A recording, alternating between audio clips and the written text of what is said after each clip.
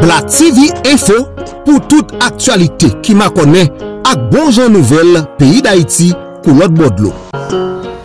Et des petits campings là qui font. Vous ne pouvez échapper à la responsabilité de demain en vous dérobant à celle d'aujourd'hui. Donc, dit Lincoln. Aujourd'hui, au moment de célébrer Yves Vélory de Kermartin, canonisé sous l'appellation de Saint-Yves, qui est considéré comme le saint patron des professionnels de la justice, tels les magistrats assis et debout, les notaires, les avocats, les greffiers, les huissiers, pour ne citer que cela. Eh bien, je voudrais, de préférence, contrairement à la pratique qui veut que, à chaque célébration de Saint-Yves, les acteurs judiciaires présentent leur bilan et les perspectives, je voudrais vous entretenir de préférence sur la notion de responsabilité. La responsabilité qui, suivant la conception de Léopold Desrosiers, est la conséquence intime de la liberté. Et il ajoute pour dire à ce sujet que le monde est ce que nous le faisons par la façon d'assumer notre responsabilité. En l'état actuel des choses, on peut affirmer sans l'ombre de doute que l'Haïti d'aujourd'hui est la résultante de la somme des responsabilités non assumées.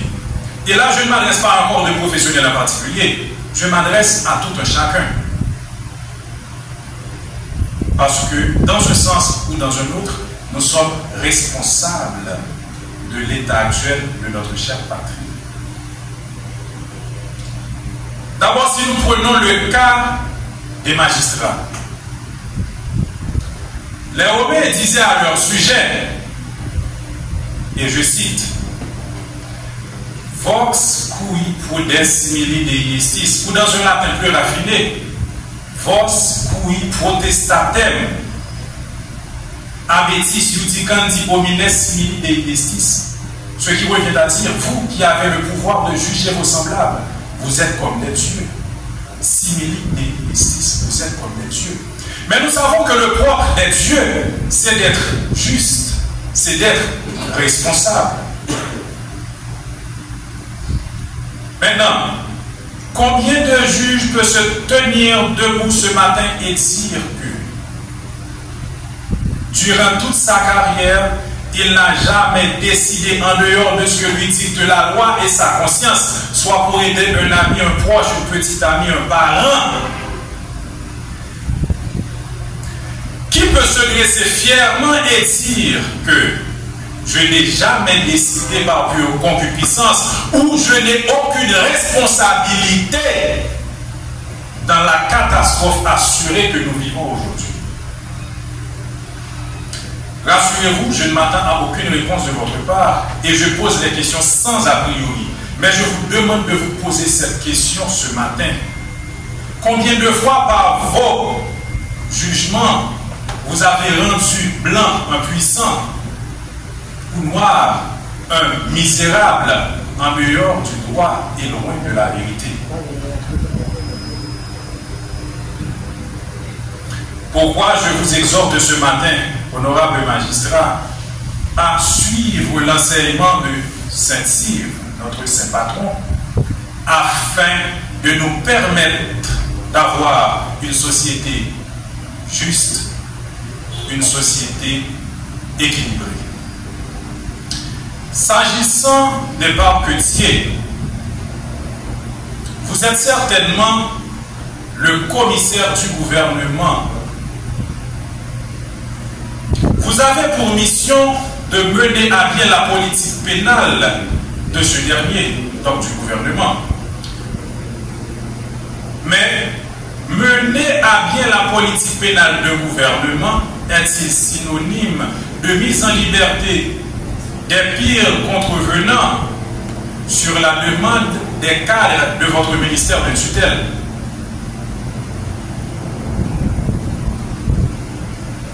Ces derniers temps, ça va encore plus loin. Et nous avons reçu au niveau du Conseil de l'Ordre pas mal de plaintes à ce sujet sous l'ancienne administration. La liste est longue comme un bras. De quoi s'agit-il en réalité? Des avocats se plaignent constamment du fait que des parquetiers s'amusent à élargir des bourreaux sans aucune gêne à l'insu même des victimes sur la plainte desquelles ces bourreaux ont été appréhendés. Et lorsque ces avocats décident de cracher leur frustration à l'égard de ces autorités, leur simple réponse est la suivante: Maître, je ne pouvais pas faire autrement parce qu'une autorité du ministère de la Justice m'a appelé et m'a demandé de procéder de la sorte. Quelle aberration! Au nom de tous les saints, que faites-vous dans un parquet si vous n'êtes pas à même d'évaluer un ordre et de décider de sa pertinence ou de sa conformité avec les règles de loi que vous prétendez avoir étudiées? C'est pourquoi je veux saluer ce matin la présence à la tête du parquet de la Croix-des-Bouquets d'un juriste aguerri, d'un grand plaideur en la personne du commissaire Guy Alexis, comme diraient les Romains, un vir onus dicendi meritus. J'espère que par son savoir-faire et son savoir-être,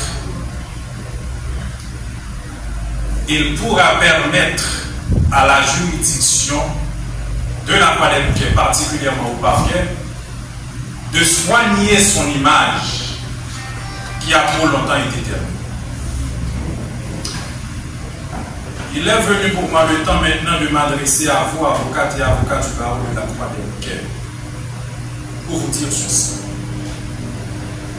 La carte d'identité professionnelle que vous avez n'est pas une licence qu'on vous donne pour vous permettre de cracher sur la vérité pour l'obtention d'un gain que vous risquez de ne pas pouvoir jouir à la longue.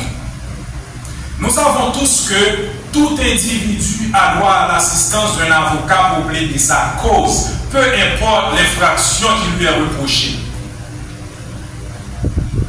Ceci est tellement vrai que si l'individu ne dispose pas des moyens à cette fin, un avocat lui sera commis d'office.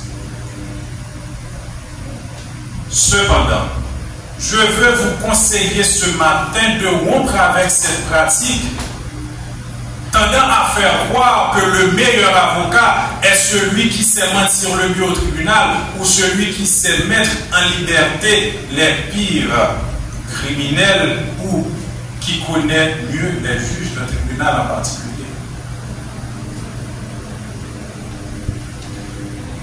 Sachez que si vous prétendez connaître les juges pour gagner des procès et mettre en liberté des contrevenants, vous cessez d'être avocat pour devenir des démarcheurs et des complices. Évitez de vous engager à donner des résultats improbables pour lesquels vous n'avez ni les moyens, ni le devoir, encore moins la responsabilité. Ce n'est pas vous engager à donner des résultats improbables qui fait de vous un bon avocat. C'est de pouvoir défendre la vertu en laquelle vous croyez et plaider avec les fondements des textes de loi à la main. C'est ça. Je veux vous rassurer que le Conseil sera toujours à vos côtés lorsqu'il s'agit de défendre vos droits.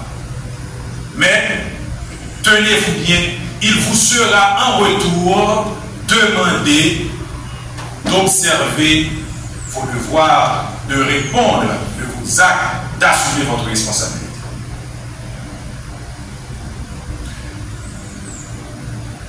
Au personnel judiciaire en général, y compris le personnel administratif, je veux dire ceci. au nom de la responsabilité morale, la responsabilité de justice propre à Saint-Cyr, je veux vous demander de cesser de vendre votre loyauté au plus offrant. Votre unique responsabilité, c'est d'être loyal envers la loi, envers la justice de votre pays, envers votre conscience. Car vous pouvez avoir des milliards et n'être rien, tout comme vous pouvez ne rien avoir et être d'une utilité inestimable. Car l'instruction vaut selon l'usage qu'on en fait, comme la fortune, le talent ou la beauté. Puisse l'Esprit de Saint-Cyr habiter en chacun de nous, afin de nous permettre d'agir avec désintéressement lorsqu'il s'agit d'assumer des responsabilités.